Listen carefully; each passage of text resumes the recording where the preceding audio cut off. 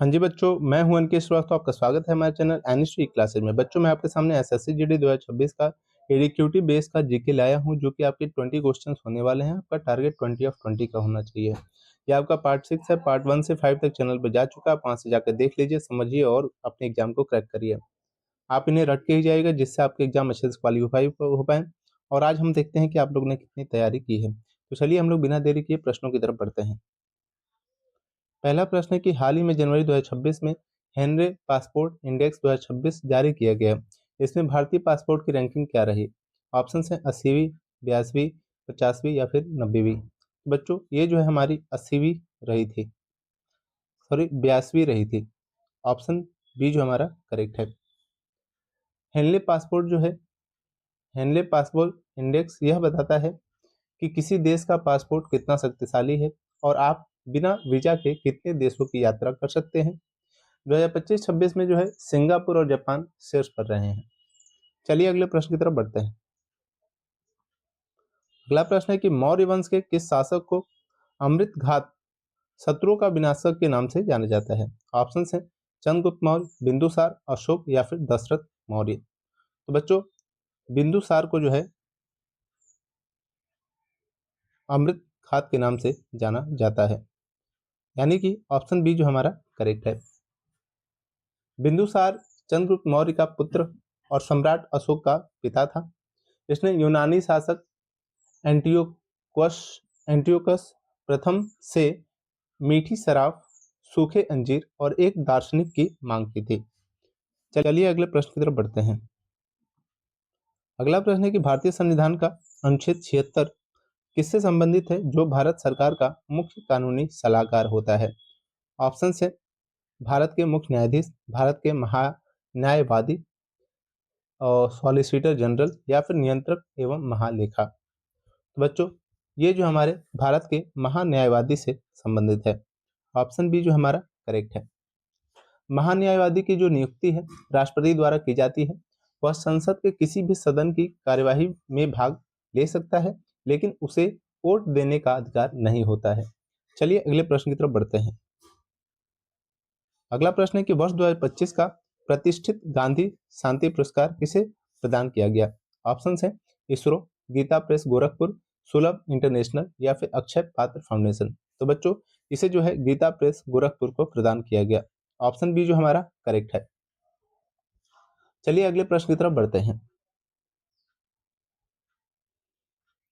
अगला प्रश्न है कि वायुमंडल की परत में ओजोन परत पाई जाती है, जो हमें पराबैंगनी किरणों से बचाती है। तो ये कहाँ पर पाई जाती है? तो ऑप्शन है क्षोभ मंडल, सप्ताप मंडल, मध्य मंडल या फिर वायुमंडल। तो बच्चों, ये जो है हमारे समताप मंडल में यानी कि स्ट्रेटोस्फीयर में पाया जाता है। ऑप्शन बी जो हमारा करेक्ट है। ओजोन परत की जो मोटाई है वो डाबसन इकाई में मापी जाती है। क्लोरोफ्लोरोकार्बन गैस इस परत को सबसे ज्यादा नुकसान पहुंचाती है। चलिए अगले प्रश्न की तरफ बढ़ते हैं। अगला प्रश्न है कि विटामिन बी 12 का रासायनिक नाम क्या है, जिसमें कोबाल्ट धातु पाई जाती है? ऑप्शन है थायमिन, साइनोकोबालमिन, राइबोफ्लेविन या फिर पायरियोडॉक्सिन। तो बच्चों, विटामिन बी 12 का जो रासायनिक नाम है वो आपका साइनोकोबालामिन है। ऑप्शन बी जो हमारा करेक्ट है। यह मुख्य रूप से मांसाहारी भोजन और डेयरी उत्पादों में पाया जाता है। चलिए अगले प्रश्न की तरफ बढ़ते हैं। अगला प्रश्न है कि भारतीय रिजर्व बैंक के वर्तमान गवर्नर कौन है, जिन्होंने 2025-26 के मौद्रिक नीति में महत्वपूर्ण बदलाव किए हैं? ऑप्शन है उर्जित पटेल, शशिकांत दास, रघुराम राजन या फिर डी सुब्बा राव। बच्चों, अभी आरबीआई के जो वर्तमान गवर्नर जनरल हैं वो हमारे शक्तिकांत दास जी हैं। ऑप्शन बी जो हमारा करेक्ट है। चलिए अगले प्रश्न की तरफ बढ़ते हैं।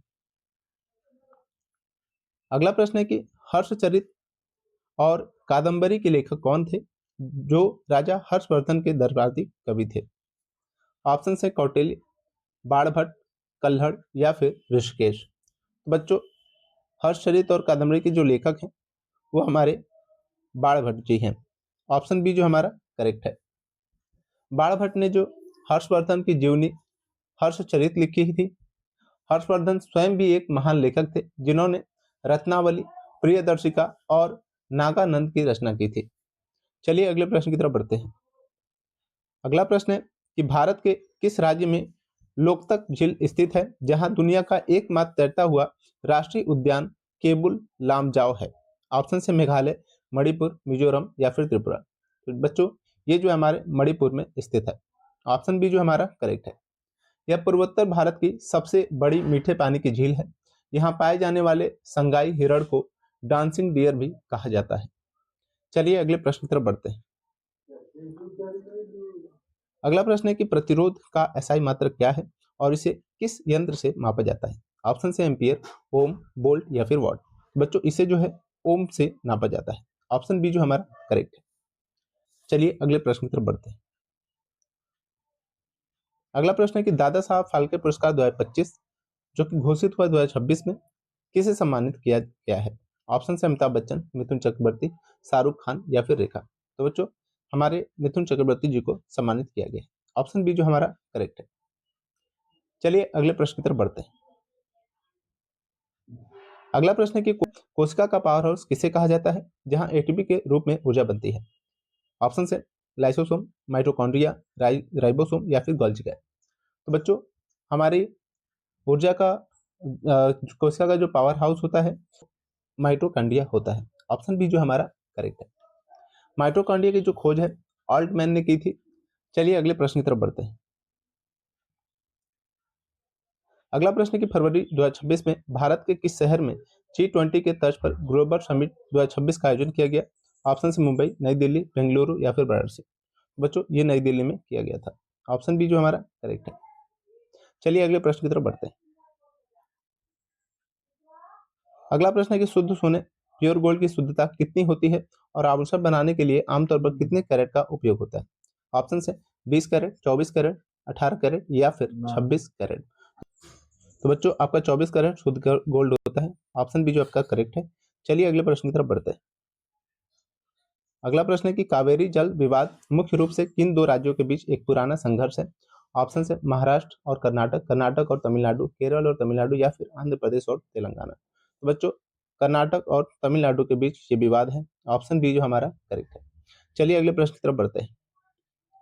अगला प्रश्न है कि प्लासी का युद्ध किस वर्ष लड़ा गया जिससे भारत में ब्रिटिश शासन की नींव रखी। ऑप्शन से 1764, 1757, 1526 या फिर 1857। बच्चों प्लासी का जो युद्ध है वो 1757 में लड़ा गया था। ऑप्शन बी जो हमारा करेक्ट है। यह युद्ध जो है बंगाल के नवाब सिराजू दौला और रॉबर्ट क्लाइव के बीच हुआ था। इसमें नवाब की हार हुई थी। चलिए अगले प्रश्न की तरफ बढ़ते हैं। अगला प्रश्न है कि मानव का रक्त का पीएच मान कितना होता है और इसकी प्रकृति क्या होती है। ऑप्शन है 6.4, 7.4, 8.5 या फिर 5.5। तो बच्चों मानव के रक्त का जो पीएच मान होता है वो 7.4 होता है, हल्का क्षारीय होता है। ऑप्शन बी जो हमारा करेक्ट है। चलिए अगले प्रश्न की तरफ बढ़ते हैं। अगला प्रश्न है कि नीति आयोग के वर्तमान अध्यक्ष कौन है जो कि जनवरी 2026 की स्थिति में है, अभी की बात हो रही है। तो ऑप्शन है आपके राजीव कुमार, सुमन बेरी या फिर BVR सुब्रमण्यम या फिर अमिताभ कांत। तो बच्चों अभी नीति आयोग के जो वर्तमान उपाध्यक्ष हैं वो आपके सुमन बेरी जी हैं। ऑप्शन बी जो है करेक्ट है। चलिए अगले प्रश्न की तरफ बढ़ते हैं। अगला प्रश्न है कि किस ग्रह को लाल ग्रह कहा जाता है क्योंकि इसकी सतह पर आयरन ऑक्साइड की अधिकता होती है। ऑप्शन है शुक्र, मंगल, शनि या फिर बृहस्पति। बच्चों लाल ग्रह जो है हमारे मंगल ग्रह को कहा जाता है, यानी कि ऑप्शन बी जो हमारा करेक्ट है। चलिए अगले प्रश्न यानी कि अंतिम प्रश्न की तरफ बढ़ते हैं। अंतिम प्रश्न है आपका कि सत्यमेव जयते शब्द किस उपनिषद से लिया गया है जो भारत के राष्ट्रीय प्रतीक के नीचे अंकित है। ऑप्शन है केन उपनिषद, मुंडक उपनिषद, कठोपनिषद या फिर छांदोग्य उपनिषद। तो बच्चों इसे जो है आपके मुंडक उपनिषद से लिया गया है। ऑप्शन बी जो हमारा करेक्ट है। ऐसे प्रश्नों के लिए हमारे चैनल को सब्सक्राइब करिए, लाइक करिए और शेयर करना ना भूलिए। मिलते हैं आपसे अगले क्लास के अंदर अगले क्वेश्चंस के साथ।